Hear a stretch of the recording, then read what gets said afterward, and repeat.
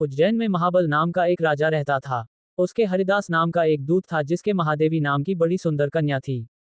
जब वह विवाह योग्य हुई तो हरिदास को बहुत चिंता होने लगी। इसी बीच राजा ने उसे एक दूसरे राजा के पास भेजा। कई दिन चलकर हरिदास वहां पहुंचा। राजा ने उसे बड़ी अच्छी तरह से रखा। एक दिन एक ब्राह्मण हरिदास के पास आया। बोला, तुम अपनी लड़की मुझे दे दो। हरिदास ने कहा, मैं अपनी लड़की उसे दूंगा जिसमें सब गुण होंगे। ब्राह्मण ने कहा, मेरे पास एक ऐसा रथ है जिस पर बैठकर जहां चाहो घड़ी भर में पहुंच जाओगे। हरिदास बोला, ठीक है, सवेरे उसे ले आना। अगले दिन दोनों रथ पर बैठकर उज्जैन आ पहुंचे।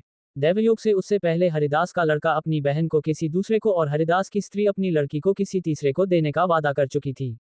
इस तरह 3 वर इकट्ठे हो गए। हरिदास सोचने लगा कि कन्या एक है, वह 3 है, क्या करे। इसी बीच एक राक्षस आया और कन्या को उठाकर विंध्याचल पहाड़ पर ले गया।